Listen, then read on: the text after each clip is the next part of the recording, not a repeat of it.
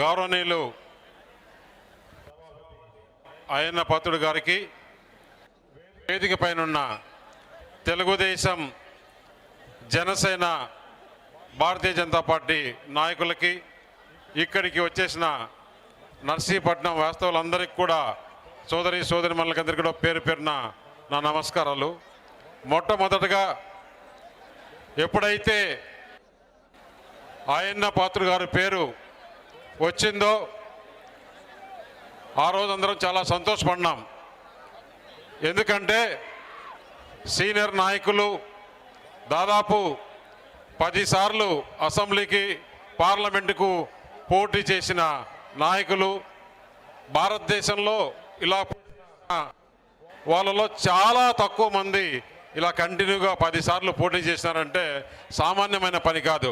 అది కూడా కాన్స్టిట్యున్సీలోనే వారి పేరు అనౌన్స్ చేసిన దానికి తెలుగుదేశం పార్టీ అధ్యక్షులు మన ముఖ్యమంత్రి చంద్రబాబు నాయుడు గారికి, జనసేన అధ్యక్షులు పవన్ కళ్యాణ్ గారికి, భారతీయ జనతా పార్టీ ప్రధానమంత్రి అయిన నరేంద్ర మోడీ గారికి ప్రత్యేకమైన ధన్యవాదాలు తెలుపుకుంటున్నాను.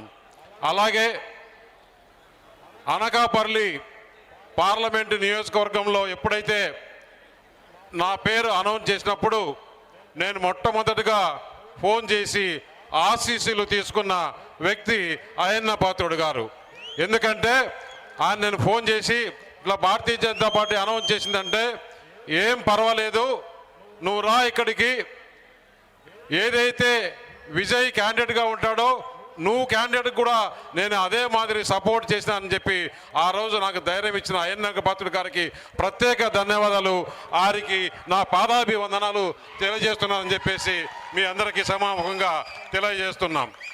ఎందుకంటే నేను ఈ ప్రాంతానికి కొత్త, అది ఇదని అపోజిషన్ పార్టీ వాళ్ళు మాట్లాడుతుంటే ఆ రోజు నా వెనక ఉండి నాకు ధైర్యం చెప్పి నన్ను ముందుకు నడిపించిన వారు ఈరోజు స్పీకర్ అయ్యారంటే నిజంగా చాలా సంతోషం. నేను ఒకటే అనుకున్నా, స్పీకర్ అయినప్పుడు ఎప్పుడైతే ఆయన పేరు వచ్చిందో అసెంబ్లీలో దగ్గరుండి ముఖ్యమంత్రి ఏదైతే జగన్మోహన్ రెడ్డి ఉంటారో ఆయన గౌరవంగా అక్కడికి తీసుకెళ్లే పద్ధతి కొన్ని తరతరాలుగా వస్తుంది. నిన్న చూసాం పార్లమెంట్లో ఏమైంది, స్పీకర్గా ఓం బిర్లాని అనౌన్స్ చేస్తే వెంబడే ప్రధానమంత్రి నరేంద్ర మోడీ గారు, రాహుల్ గాంధీ గారు అక్కడికి వెళ్ళి ఆయన సీట్లో కూర్చోపెడితే కనీసం ఆ ఇంగిత జ్ఞానం కూడా 5 సంవత్సరాలు చేసిన ముఖ్యమంత్రికి లేదంటే ఇలాంటి వ్యక్తి 5 సంవత్సరాలు మనం ముఖ్యమంత్రిగా ఎలా బరాయించామో మనం అర్థం చేసుకున్నాం. ఎందుకంటే ప్రజలు చూశారు, ఒక్క అవకాశం ఇవ్వండి అంటే రాష్ట్రాన్ని ఏ గతి పాల్పట్టించాడో. అందుకే ఈరోజు రాష్ట్రంలో ప్రజలు అతని తరిమి కొట్టారు. ఎప్పుడైతే అయ్యన్న పాత్రుడు గారు అక్కడ చైర్లో కూర్చుంటున్నాడంటే ఆ రోజు జగన్మోహన్ రెడ్డి ఎక్కడికి వెళ్ళాడు, తాడేపల్లిలో కాదు, ఇక్కడ లేకుండా బెంగళూరుకి పారిపోయినాడంటే అయ్యన్న గారంటే ఎంత భయమో. ఎందుకు, నువ్వు చేసిన తప్పులను అసెంబ్లీలో దానికి సమయం ఇస్తాడు, నువ్వు చేసే తప్పులను ప్రతి ఒక్కరిని కూడా ప్రజలకు తెలియజేస్తాడు సభాపతిగా అని చెప్పి భయంతో ఈరోజు పారిపోయినాడు. నాకు ఒకటి ఆశ, అయ్యన్న పాత్రుడు వారు సభాపతిగా చైర్లో కూర్చుంటే జగన్మోహన్ రెడ్డి మాట్లాడుతుంటే, అధ్యక్ష నా పీకర్ నొక్కుతున్నారు అని వినిపించుకోవాలని నాకు చాలా ఆశగా ఉంది. అది ఎప్పుడు జరుగుతుందో మనం వేచి చూద్దాం.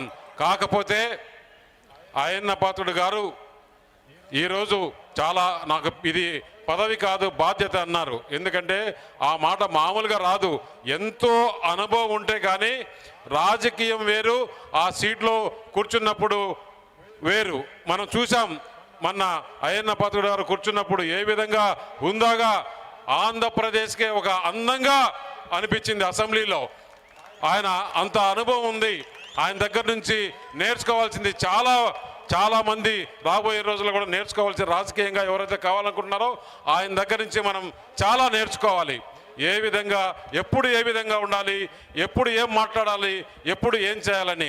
కాకపోతే ఒకటి ఇక్కడ మనము ఎలక్షన్లో క్యాన్వాస్ తిరిగినప్పుడు చాలా ప్రామిసులు చేసినాం. ఇప్పుడు మీరు స్పీకర్ పదవిలో ఉన్నారు. ఏ విధంగా అయితే ఇక్కడ నర్సీపట్నానికి మనం చెప్పిన పనులన్నీ కూడా మీ సలహాలు తీసుకొని మేము మంత్రుల దగ్గరికి తిరిగి ఆ పనులు చేయించుకోవాలా. మీరు కూడా స్పీకర్ హోదాల నుంచి మంత్రులకు కూడా మీరు చెప్పి ఈ పనులన్నీ కూడా చేయాలని చెప్పేసి నేను కూడా ఏదైతే చెప్పానో కేంద్రం నుంచి తీసుకురావాలనో పరిశ్రమలు కానీ ఇక్కడ ఇన్ఫ్రాస్ట్రక్చర్ డెవలప్మెంట్ కానీ తప్పకుండా చేస్తాం అని చెప్పి తెలియజేస్తూ,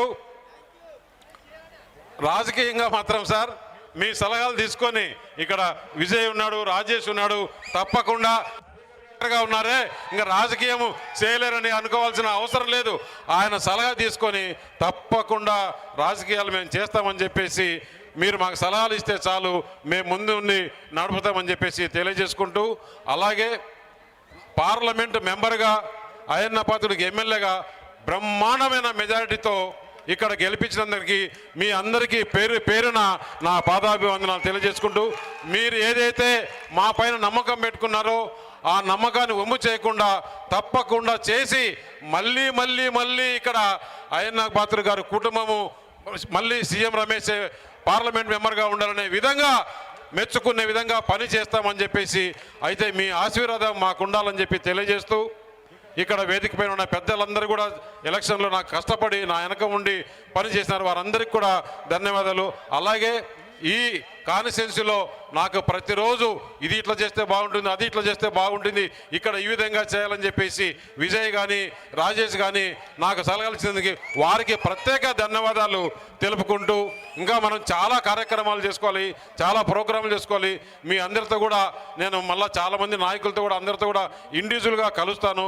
ప్రతి ఒక్కరిని కూడా కలిసి ఇక్కడ ఏదైతే చెప్పామో అవన్నీ నెరవేరుస్తామని చెప్పి తెలియజేస్తూ, ఈ అవకాశం ఇచ్చిన పెద్దలకు అయ్యన్న పాత్రుడు గారికి, సభాపతి గారికి ప్రత్యేక ధన్యవాదాలు తెలియజేసుకుంటూ సెలవు తీసుకుంటున్నాను.